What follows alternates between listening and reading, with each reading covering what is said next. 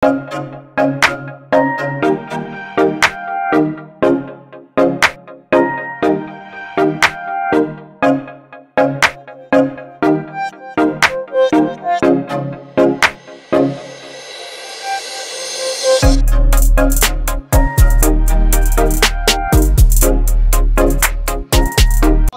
na sa USA yan.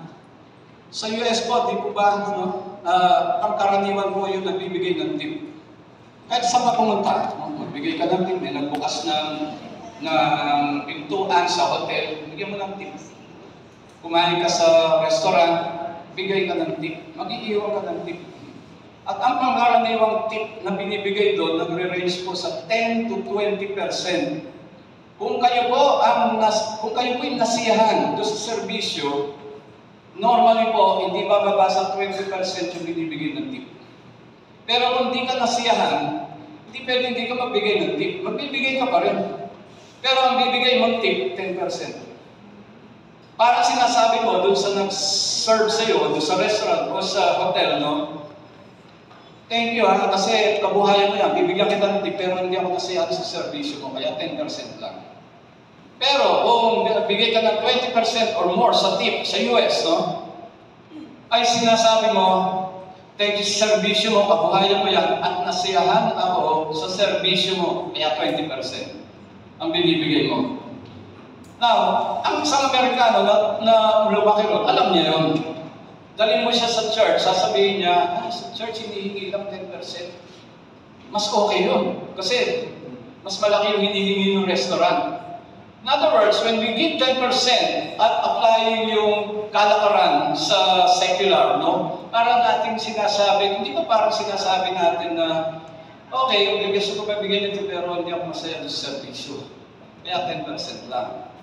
Pero ano kaya yung, for lack of a better term, yung tip, actually 10, ang gusto ko sabihin, ano kaya yung masisiyahan ng Panginoon at malulugod siya sa ating pagbibigay?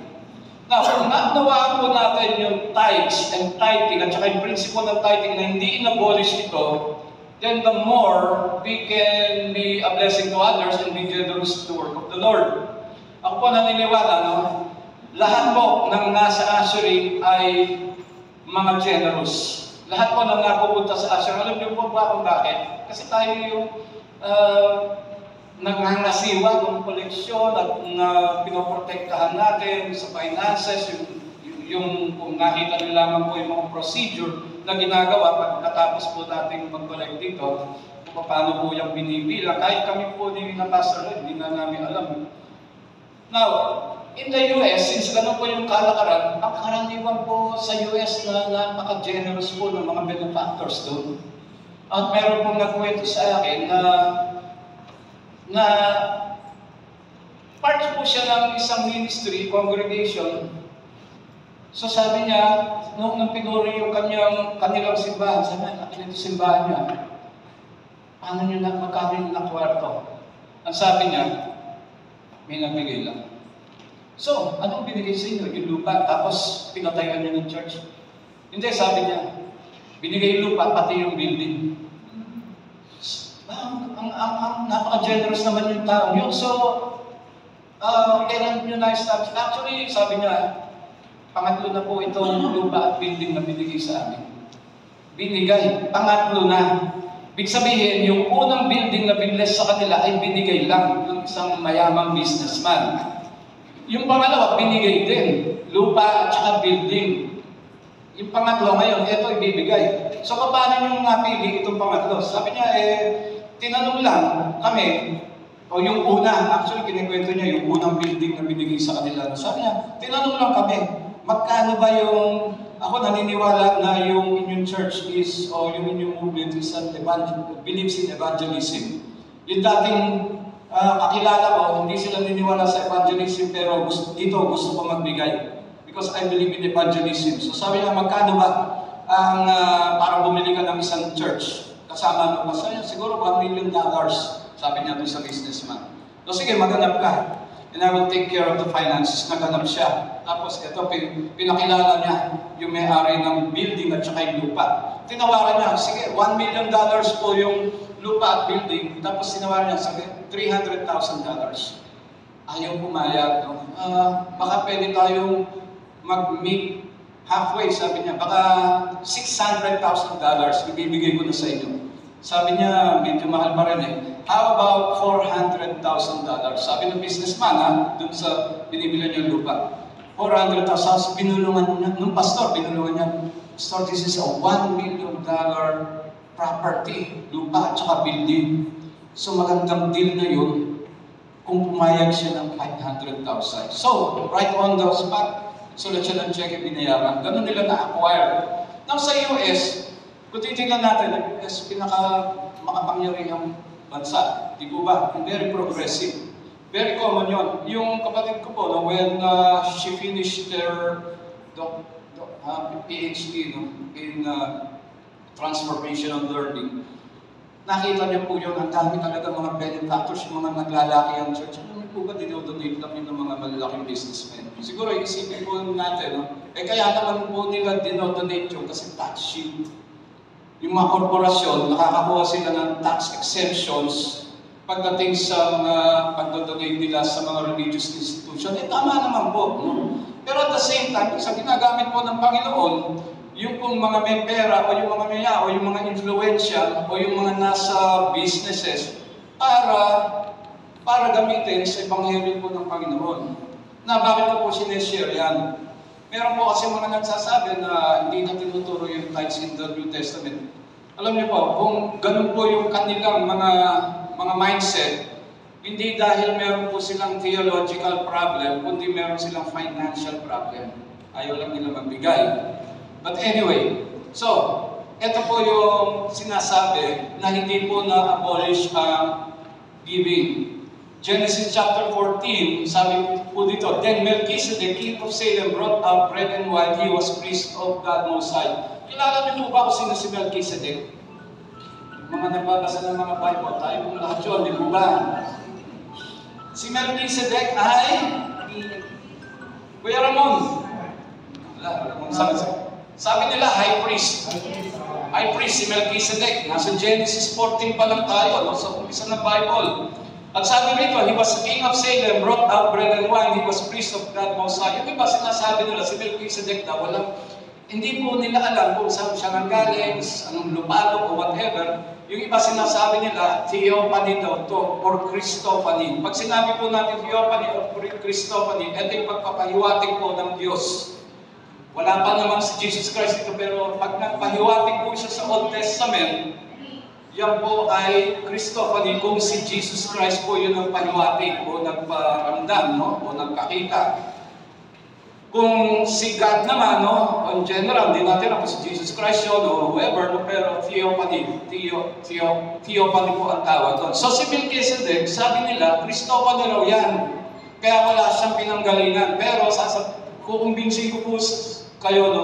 Si Melchizedek ay isang tao. Sa verse 19 it says, And he blessed Abraham, saying, Blessed be Abraham by God Most High, creator of heaven and earth. Binless po niya si Abraham. And praise be to God Most High, who delivered your enemies into your hand. Then Abraham, ano sinabi po? Then Abraham gave a tenth of everything. Ano po yung tithes? Tenth of everything. Now si Abraham pa lang to, wala pa si Moses. Kailan po dumating ang law of Moses? Dumating na si Moses, tama po ba? Ten Commandments, no? Pero during this time, wala pa naman silang, hindi pa naman nabibihag. Abraham pa lang po ito. And yet, nandun na po yung principle of tithing. This only means na yung principle of tithing, wala po siyang pinagmulan, kundi in-establish siya even before the law. And therefore, pag sinasabi po nila na ang giving tithes ay nandun lang sa law and therefore na-abolish niya sa New Testament, hindi po totoo yun kasi eto, wala pa naman ng law, nandun na po yung principle. And therefore, it is a principle for us to follow for all time. Kung di pa kayo kumbinsido dyan, i-continue natin. Hebrews chapter 7. Yung Hebrews po ba nasa New Testament? Old Testament? New Testament. Kasi Old Testament yung kinukot ko, no? New Testament tayo. See how great this man was to whom Abraham the patriarch gave a tenth of the spoils.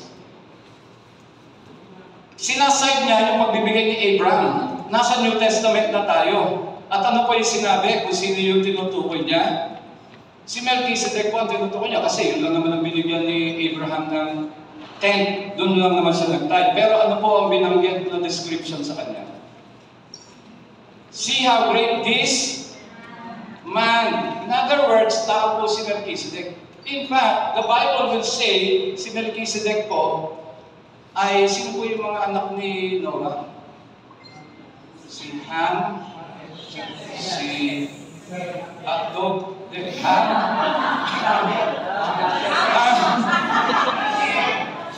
Shem, tsaka si Japet. Okay. Nasa Bible po, kung tingnan niyo po yung genealogy ni Noah hanggang kay Abraham, si Shem po ay ninuno po ni Abraham. No? Makikita niyo po yun. Pero teka, ang tagal na muna, si Noah, tapos sinabutan niya ba si Abraham? Sinabutan niya po. Si Shem po ay si Melchizedek. That is what the Bible alludes to. Si Shem po ay tao, siya po yung Melchizedek na tinutukoy kung saan po nagbigay ng tithes. In other words, nire-recognize ni Abraham kung sino mas mataas.